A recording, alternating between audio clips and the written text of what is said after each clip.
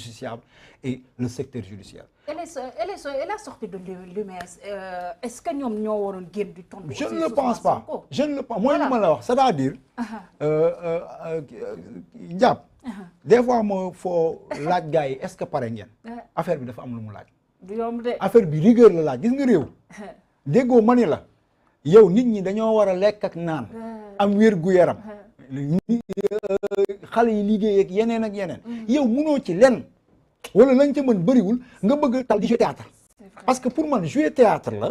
que problème bu ni muy am nit ñi di douter ci sa sincérité. nit ñi naan complot la te lu ci bëri wane nga kanam googu. wóoluwuñ leen loolu ngeen ñu tàmmal après ngeen bëgg koy gën di caaxaane pour mën a taal réew mi.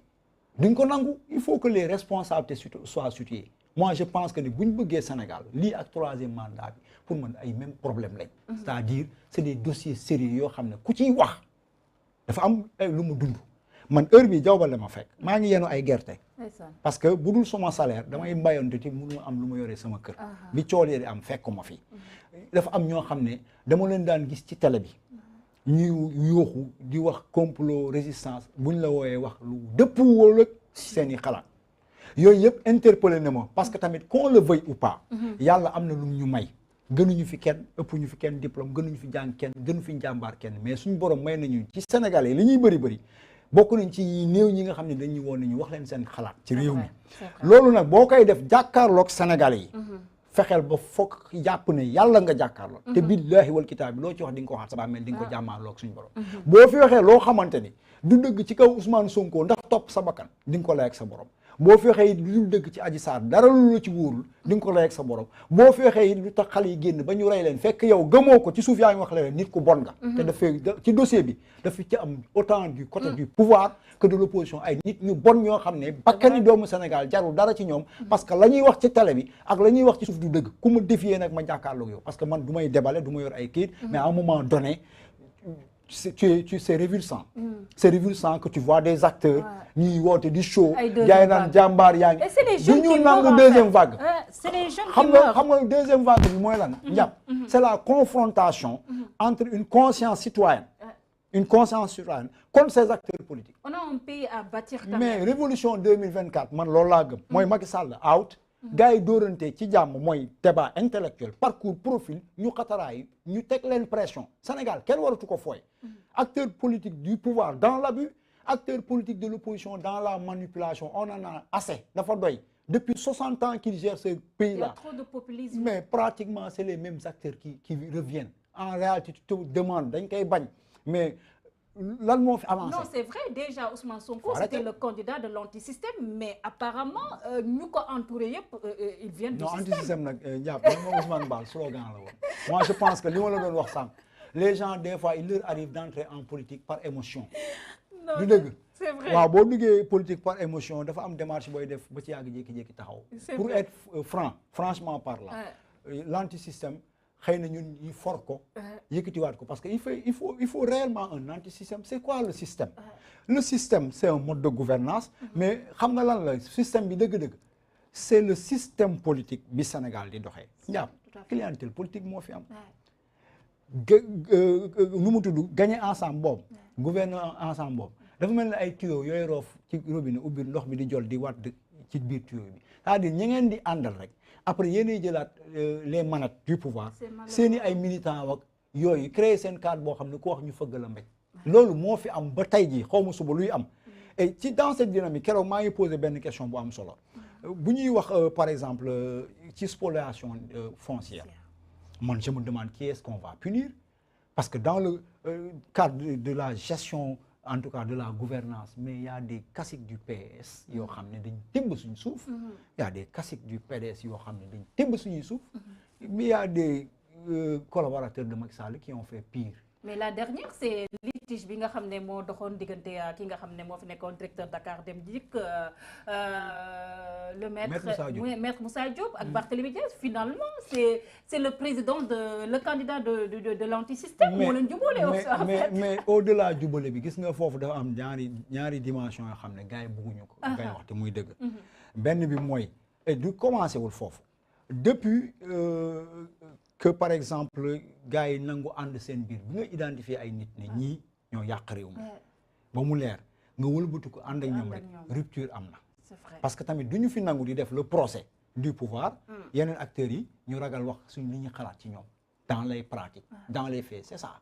amul anti système ànd nañ seen biir te ànd boobu da ngay mujj dem ba ànd ak ñoo xam ne parce que da ngay dem ba nekk ci dans la politique politicienne da ngay ànd ak ñoo xam ne démb da nga ne woon dañoo bon ñoo yàq réew mi ànd ak ñoom mais ñooñu am na ci ay justiciable booy waxal waxu Maître Moussa Diop ñun on l'a assumé comme ni ñu daan tuddee Samuel Sarr sur les rapports de l'IGE 2013 c'est-à-dire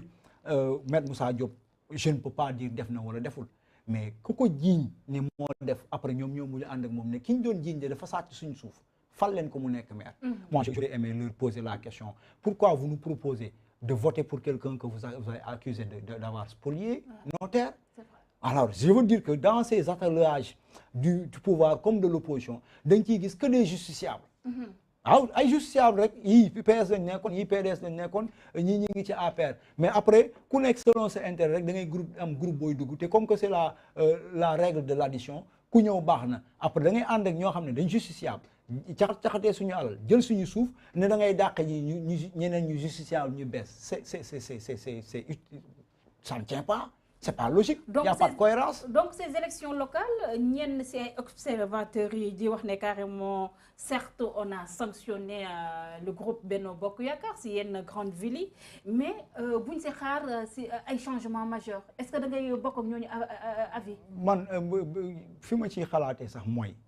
Je parlais tout à l'heure nga baal ma la deuxième lecture que j'ai de li ñu doon wax léegi. Xam nga lu am solo lu may jàng ci. Maître Moussa Diop jiiñ nañ ko dafa jël suuf Dakar Dem Dikk et pour être clair monsieur le maire Barthélémy Dias moo ko jiiñoon wax ne dafa am ay preuves il a dit partout dafa am ay preuves on aurait aimé savoir ndax dëgg la ne serait-ce que pour savoir et puis xam nan la ñuy gérer cette situation mais au demeurant xam nga lan laa ciy jàngaat leneen il est très important de savoir ndax ñiy génn ci télé gi sama genre gi di wax ak Sénégal yi ndax dinañ leen di wax dëgg des fois ndax naxuñu leen waaw parce que boo ñëwee ci télé bi Sénégal yëpp tiim la nga leen jàpp daa sàcc ba ñu am ni ñuy jàppee jàpp di ko xas ak di ko saaga ndekete yow sa bakkan nga topp waxoo dëgg mais c'est dangereux xam nga lu muy indi non aka mooy jafee ci nga wax ma gëm la et c'est un problème fondamental parce que tey buñ la jiiñee dara dal na fi par exemple kilifa nga taxaw ne liñ la jiiñ amul weddi ko ñu xëy gis preuve bi non sa intégrité sa crédibilité sa probité day dem suba loo seedeeti du ma ko gëm et bokk na ci ñi ci bëri ci acteurs yooyu lañ ñu doon wax ne diw def na ko wala am naa preuve mënuloo ko prouver nga daw ci res billahi dootoo wax ba ma gëm la damay jàpp ne danga may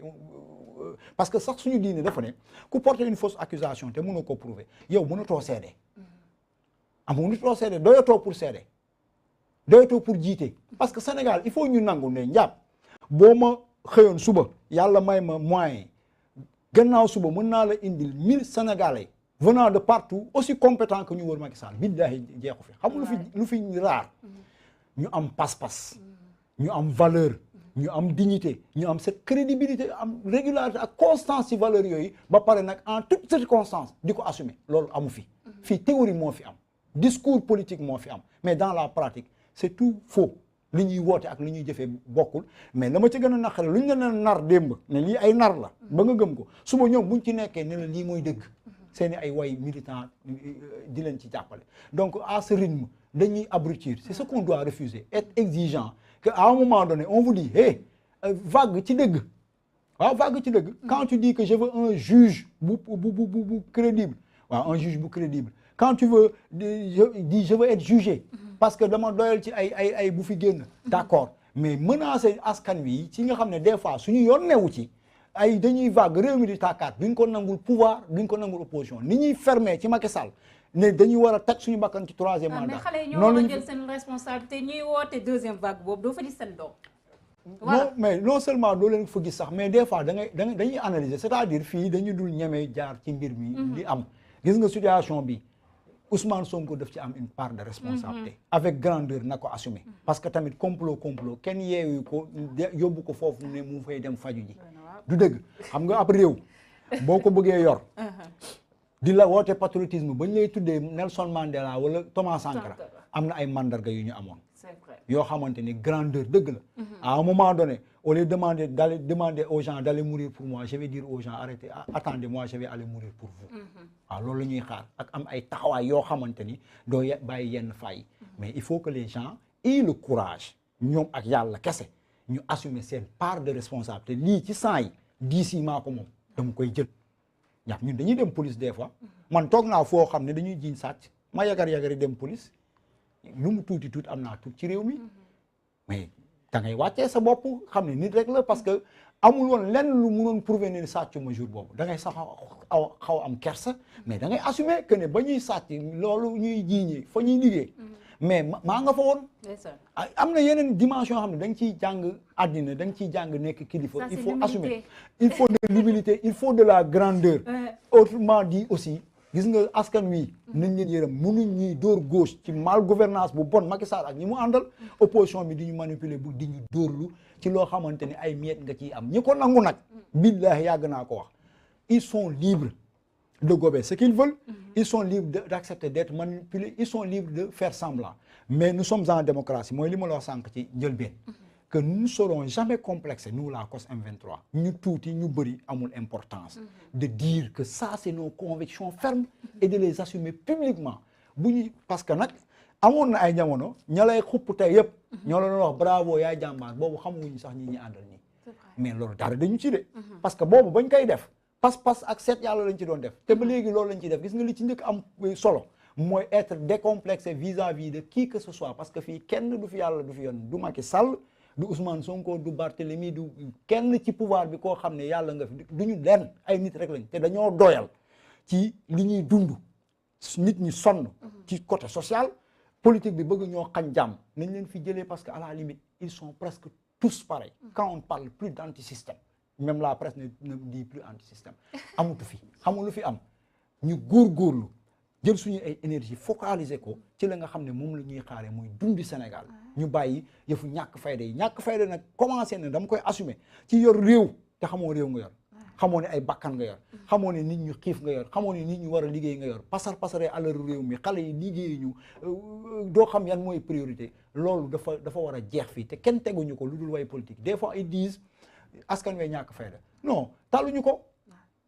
ku nekk ngi daw non mënuñu ne dañuy dem génnee Macky Sall wala dañuy dóor kii wala amu fi te gis nañ ni am ci yeneen réew yi bëgguñu mu am fi Sénégal jàmm lañ xam te jàmm joogu amul njëg mais nag ils abusent autant qu'ils sont ils abusent de quand même de la crédulité des populations ñu ñuy yagarloo ci ne dafa doy kenn duñu taalatil suñu réew la ñuy gëm daal mooy nañ xeex pour dëgg am à travers canaux yi nga xamante ne c'est des canaux permis la cay dëgg ñu xam ko la ci dul dëgg ñu ne du dëgg ku mu arrangé baax na ku mu arrangé wul sa affaire la mais Sénégal bi